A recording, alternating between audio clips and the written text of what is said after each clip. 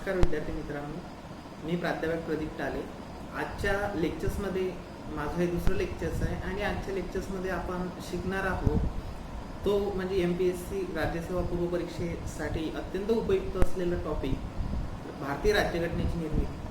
हा अत्यंत उपयुक्त टॉपिक यासाठी आहे की दरवेळेला जेव्हाही केव्हा आपल्या याच्या एक्झाम होतात, राज्यसेवा पूर्व परीक्षेच्या असतील किंवा अदर गट ब च्या असतील किंवा ज्या कुठल्याही एक्झाम होतात त्याच्यामध्ये भारतीय राज्यघटनेवरती एक किंवा दोन प्रश्न तुम्हाला विचारले जात असतात। त्यामुळे आजचा जो टॉपिक आहे तो अत्यंत उपयुक्त असा टॉपिक आहे।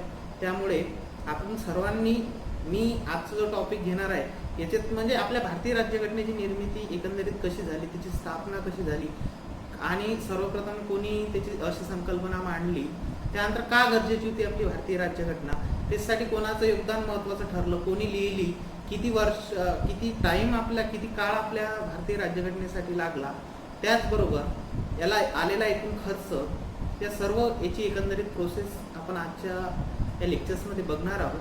त्यासाठी मी हा अत्यंत उपयुक्त टॉपिक आज आपल्या समोर घेऊन येणार आहोत।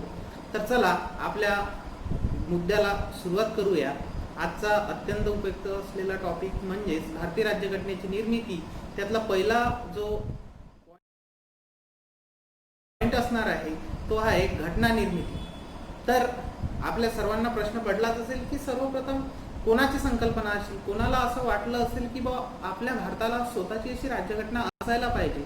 तर 1922 मध्ये शब्दशः उल्लेख न करता महात्मा गांधी यांना असं वाटायला लागलं की आपल्या देशाला चालण्यासाठी एक अशी स्वतंत्र आपल्या देशाची एक राज्यघटना असायला पाहिजे की ज्याच्या थ्रू आपल्या देशाचा राज्यकारभार चालला पाहिजे असं त्यांना वाटायला लागलं। पण त्यांनी शब्दशः उल्लेख कुठेही केलेला नव्हता। त्यानंतर 1934 ला मानवेंद्रनाथ रॉय यांनी शब्दशः उल्लेख करून आपल्यासाठी एक राज्यघटना असायला पाहिजे असं त्यांनी शब्दशः उल्लेख केला की आपली जी राज्यव्यवस्था ही चालण्यासाठी आपल्याला एक स्वतंत्र अशी लिखित अशी घटना असायला पाहिजे अशी त्यांनी संकल्पना मांडली। आणि नंतर 1940 ला ऑगस्ट ऑफर म्हणून तेव्हाचे जे गव्हर्नर होते लॉर्ड लिलिंगो यांच्या अध्यक्षतेखाली इंग्रजांना सुद्धा असं वाटलं की चला त्यांनी मान्य केलं की भारतीयांसाठी एक स्वतःची अशी त्यांची राज्यघटना असायला पाहिजे।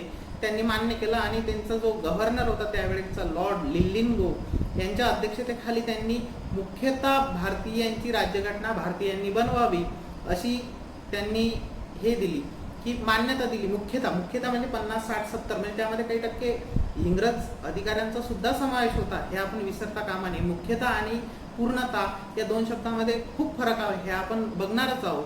त्यानंतर 1942 ला क्रिप्स योजना, त्यावेळेस सर स्टॅम्फर्ड क्रिप्स हे त्यांच्या इंग्रज मंत्रिमंडळातील एक सदस्य होते आणि त्यांच्या अध्यक्षतेखाली एक योजना आली होती, तिला क्रिप्स योजना असं म्हटलं जाते। आणि दुसऱ्या महायुद्धानंतर त्यांनी मान्य केलं की भारतीयांची राज्यघटना पूर्णतः भारतीयांनी बनवावी। पूर्णतः भारतीयांनी म्हणजे 100% सदस्य हे आता भारतीयांचे असतील या राज्यघटनेमध्ये। हा मुख्यतः आणि पूर्णतः याच्यामधला फरक आपण पाहूया। तर चला असो, त्यानंतर कॅबिनेट मिशन प्लॅन 1946 ला आला आणि त्याच्या अंतर्गत आपण बघितलं की संविधान सभेची तरतूद करण्यास सुरुवात झाली। तर असो, चला आपण थोड्या पुढच्या मुद्द्याकडे बोलूया। पुढचा मुद्दा असणार आहे घटना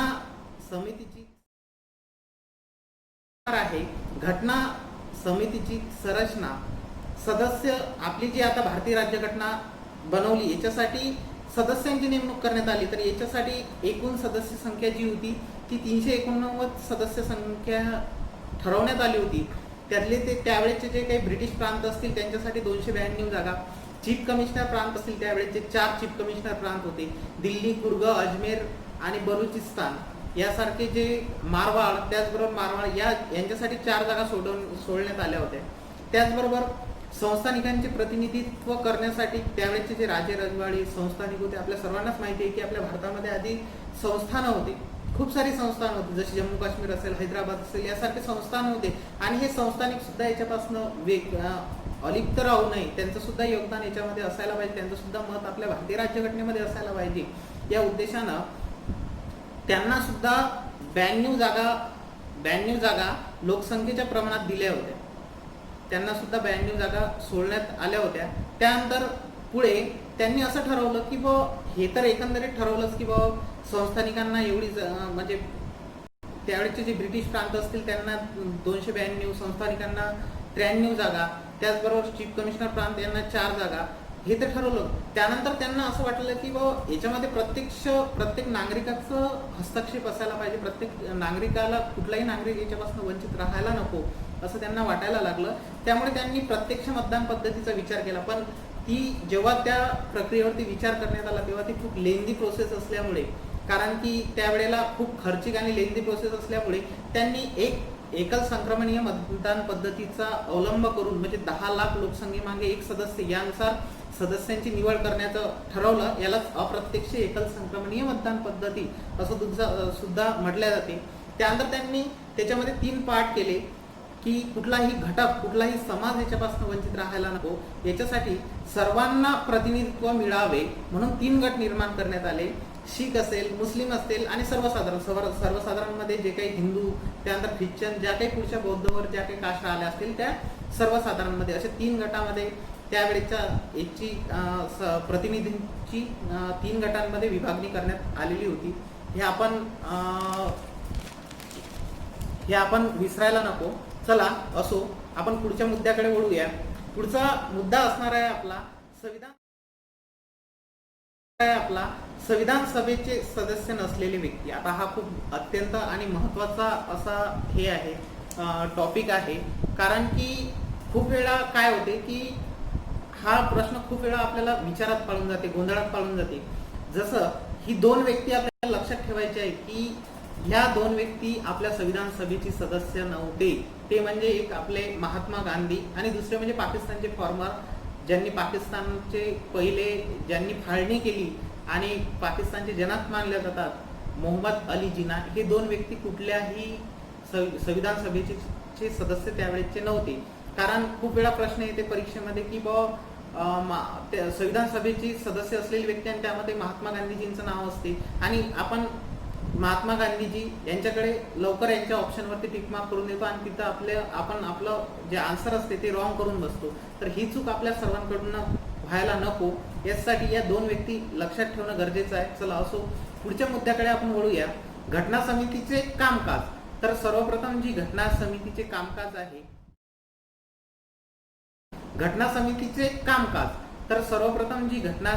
कामकाज आहे, हे कामकाज चालण्यासाठी सर्वप्रथम पहिली बैठक जी झाली, 3 बैठका झाल्या मुख्यत्वे. पहिली बैठक जी झाली ती झाली 9 डिसेंबर 1946 ला. यावेळेचे जे सदस्य होते डॉक्टर सच्चिदानंद सिन्हा, आणि डॉक्टर सच्चिदानंद सिन्हा यांची निवड ही आपण फ्रान्सच्या राज्यघटनेचा अवलंब करून घेण्यात आलेली आहे. कारण खूप वेळा प्रश्न विचारला जाते की जे आपले भारतीय तात्पुरत्या स्वरूपाची पहिली जी बैठक गठीत झाली होती आणि 9 डिसेंबरला जी पहिली बैठक भरली होती 9 डिसेंबर 1946 ला, त्यावेळेचे हंगामी अध्यक्ष कोण होते? तर डॉक्टर सच्चिदानंद सिन्हा होते. आणि त्यांची नेमणूक कशी झाली? तर फ्रान्सच्या राज्यघटनेचा आपण अवलंब केला आणि त्यावेळेचे सर्वात सिनियर आणि अनुभवी व्यक्ती म्हणून डॉक्टर सच्चिदानंद सिन्हा हे ठरले आणि त्यांची नेमणूक त्या जागेवर करण्यात आली. तर चला असो, त्यानंतर आपण काही अधिक पहिली जी बैठक झाली याच्यामध्ये खूप महत्त्वाच्या घडामोडी घडल्या, ह्या सुद्धा आपण लक्षात ठेवणं गरजेचं आहे. जसं की 389 जे सदस्य होते यामधील फक्त 211 सदस्य त्या पहिल्या बैठकीला हजर होते. याचं कारण असं की मुस्लिम लीग, त्यावेळेचा जो मुस्लिम लीग होता यांना वेगळ्या पाकिस्तान हवा होता, त्यासाठी त्यांनी पहिल्या बैठकीवरती बहिष्कार टाकला होता. त्यामुळे 211 सदस्यच पहिल्या बैठकीला हजर होते. त्यानंतर दुसरी जी बैठक झाली ती बैठक झाली 11 डिसेंबर 1946 ला. त्याचे अध्यक्ष होते डॉक्टर राजेंद्र प्रसाद. हे कायदेशीर अध्यक्ष असून त्याचबरोबर त्या टाइमला एक कायदेशीर सल्लागार म्हणून सुद्धा निवड करण्यात आली. त्यांचं नाव होतं, कायदेशीर सल्लागार जे होते ते होते सर BN राव. आणि जेव्हा एक बैठक असते किंवा एक समिती गठीत केली जाते त्याला उपाध्यक्षाची सुद्धा गरज असते. तर उपाध्यक्ष म्हणून त्यावेळेस HC मुखर्जी यांची उपाध्यक्ष म्हणून त्या ठिकाणी निवड करण्यात आली. त्यानंतर तिसरी बैठक ही अत्यंत महत्त्वपूर्ण बैठक आहे. आपण सर्वांनी मी जे काही पुढे सांगणार आहे हा मुद्दा आपण काळजीपूर्वक ऐकायला पाहिजे. तिसरी जी बैठक आहे ती 3 डिसेंबर 1946 ला भरण्यात आली होती. अध्यक्ष, उपाध्यक्ष आणि जे सल्लागार होते तेच होते. फक्त याच्यामध्ये जे आपले भारताचे पहिले पंतप्रधान होते पंडित जवाहरलाल नेहरू यांनी ऑब्जेक्टिव्ह रिझॉल्युशन म्हणजेच याला उद्देश पत्रिका असं म्हटले जाते. आणि याच्यावर आपण उद्दिष्टाचा ठराव किंवा सरनामा आपण बनवलेला आहे. तर त्यांनी आपली उद्देश पत्रिका जी आहे ती सादर केली. जे काही संविधान सभेचे सदस्य असतील यांच्या समोर तिसऱ्या बैठकमध्ये सादर केली त्यांनी, आणि त्यांनी आपला उद्देशाचा ठराव या बैठकमध्ये सादर केला. चला असो आपण पुढच्या जो आपला मुद्दा आहे त्याच्याकडे वळूया. कारण माझं जे लेक्चर्स असणार आहे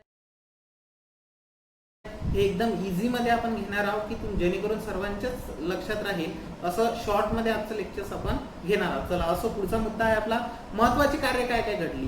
तर लक्षात ठेवा 22 जुलै 1947 ला आपला राष्ट्रीय ध्वज जो तिरंगा आहे याचं जे डिझाईन केलं ते केलं आंध्र प्रदेशचे जे होते पिंगली वेंकय्या यांनी डिझाईन केला होता. आणि यांनी डिझाईन केला की ही डेट आपल्या सर्वांनी दिनांक लक्षात ठेवायचे 22 जुलै 1947. नंतर 24 जानेवारी 1950 ला आपलं राष्ट्रगीत जे आपलं जनगणमन आहे हे आपलं राष्ट्रगीत. त्याचबरोबर शेवटची बैठक संविधान सभेची शेवटची बैठक म्हणून सुद्धा 24 जानेवारी 1950 ला राष्ट्रगान, राष्ट्रगीत, त्याचबरोबर शेवटची बैठक आणि संसद म्हणून कार्य. आता संसद म्हणून कार्य म्हणजे नेमकं काय, तर ती जी आपली संविधान सभेसाठी जी भारतीय राज्यघटना निर्मिती करण्यासाठी जी संविधान सभा म्हणजे जी समिती गठीत करण्यात आली होती हीच जोपर्यंत आपल्या भारतामध्ये नव्याने निवडणूक होऊन जोपर्यंत नवीन मंत्रिमंडळ स्थापन होत नाही तोपर्यंत संसदचे जे काही समितीतले जे सदस्य असतील तेच संसद म्हणून कार्य करतील असं या बैठकी थ्रू ठरवण्यात आलं.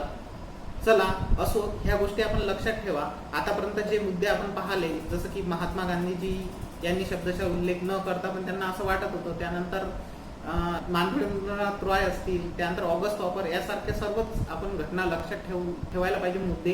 त्यानंतर संविधान सभेचे सदस्य नसलेल्या व्यक्ती असतील, घटना समितीचे कामकाज असेल, महत्त्वपूर्ण कार्य असतील, या सर्व गोष्टी आता सांगितलेले डेट सुद्धा खूप महत्त्वाचे आहे. आपला भारतीय ध्वज कोणी डिझाईन केला आहे सर्व गोष्टी खूप महत्त्वाच्या, कारण याच्यावर एक तरी प्रश्न येते आणि अत्यंत इझी लेक्चर्स आपलं असणार आहे. एकदम मी काही लेंदी घेणार नाही आहे, कारण मला सुद्धा समजते की मी जे पूर्ण स्टडी करून जे शॉर्ट मध्ये मी पॉईंट काढून तुमच्या पुढे व्यक्त करत आहोत, सादर केलेले आहे.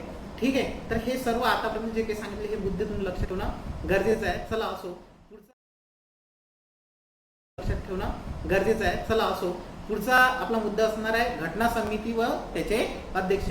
तर एकूण 8 समित्या गठीत करण्यात आल्या होत्या महत्वाच्या. त्यामधली एकमेव महत्वपूर्ण समिती एक होती ती म्हणजे मसुदा समिती. मसुदा समितीचे अध्यक्ष आपल्या सर्वांनाच माहित आहे डॉक्टर भीमराव आंबेडकर हे त्या समितीचे अध्यक्ष होते.